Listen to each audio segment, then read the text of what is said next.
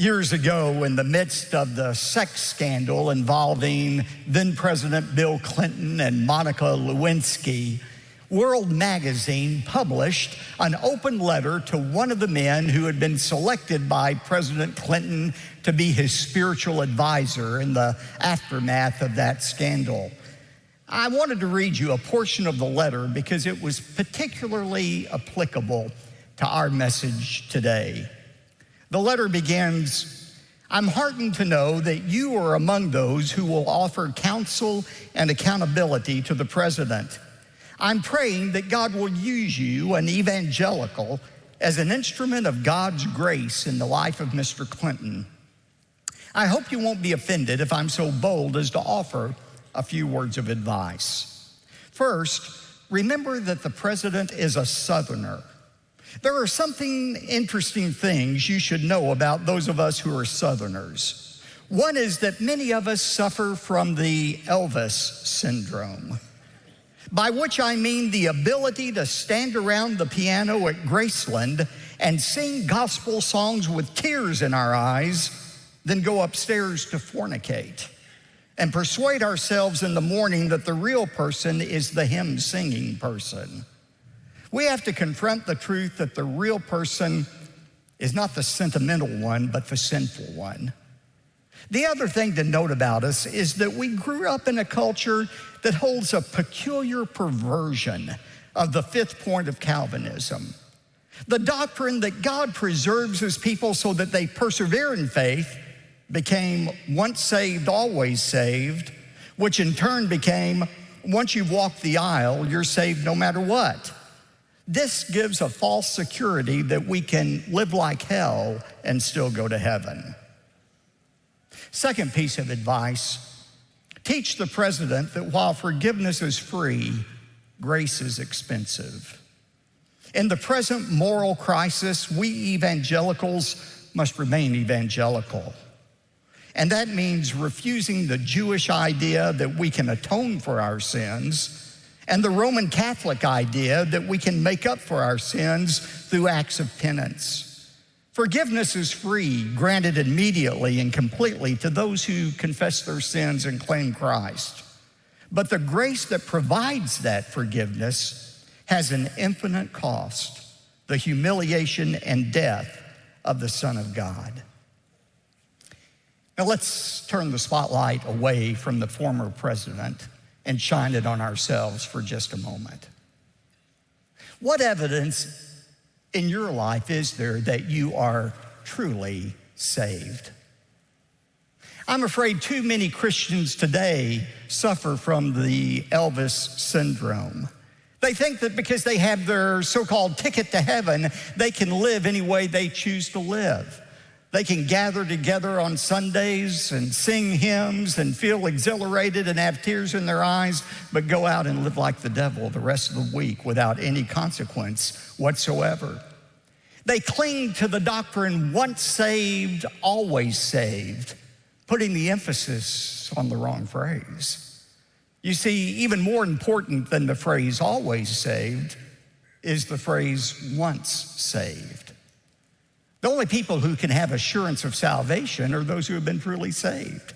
The security of the believer only applies to those who are truly believers. And let me be very clear about this. While the basis of our salvation is always grace, the evidence of our salvation is our obedience to God. And you can't separate one from the other. We see that truth illustrated in the passage we're going to look at today in Genesis chapters 45 through 46, as we look at the very real change that occurred both in Joseph's brothers and even Joseph's father Jacob when they received the gift of forgiveness they desperately needed. Remember where we were in the story? Last time we saw the dramatic account of where Joseph actually revealed his identity to his brothers. They thought they had been dealing with just the prime minister of Egypt. It was their own brother Joseph whom they had sold into slavery. And we saw how Joseph evidences true forgiveness. True forgiveness resists unnecessary embarrassment. Joseph tried to deal with his brothers as privately as possible. It relieves the offender of unhealthy grief. Joseph said to his brothers, don't be angry with yourselves. And then true forgiveness releases the offender of their obligation. Instead of giving his brothers what they deserved, death, he gave them what they needed, a new place in which to live. And finally, true forgiveness refocuses everyone's attention on the sovereignty of God. Remember what his brothers would say to Joseph? Or Joseph would say to his brothers, Joseph said, and as for you, you meant evil against me. What you did was wrong, but God is bigger than you are. God used it for good to bring about this present result, to preserve many people alive. And so after that great revelation of his identity, the story continues in verse 16 of chapter 45 as we look at the change that occurred in both Joseph's brothers and his fathers. First of all, let's look at the brothers. They evidenced a change in attitude after they were forgiven. Look at verse 16. And when the news was heard in Pharaoh's house that Joseph's brothers had come, it pleased Pharaoh and his servants. Now, Joseph had tried to deal as privately as he could with his brothers. He had everybody else leave the room. But once this happened, once Joseph revealed himself, word spread through the Egyptian grapevine. Everybody knew about what had happened there. Now, it hadn't been any mystery that Joseph was a slave. Everybody knew that. He had been bought out of slavery. But they didn't know the whole story. I'm sure there's some people who question Pharaoh's wisdom in putting a former slave in charge of all of Egypt. And yet, once the whole story was known and the fact that the brothers had asked forgiveness and there had been a reconciliation, it vindicated Pharaoh's choice. And Pharaoh wanted to reward his servant Joseph for preserving the nation during the time of famine. So Pharaoh gives this order beginning in verse 17. Then Pharaoh said to Joseph, say to your brothers, do this, load your beast and go back to the land of Canaan.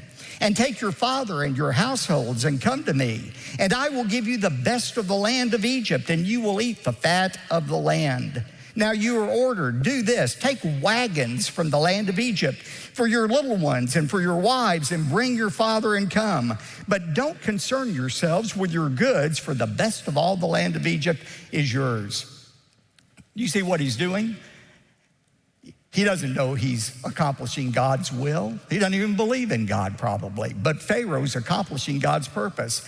He said, I want you, Joseph, to tell your brothers to go back with empty wagons from Egypt and load up all the junk and move it back to the land of Egypt. Now remember, the Egyptians are the ones who invented the wheel.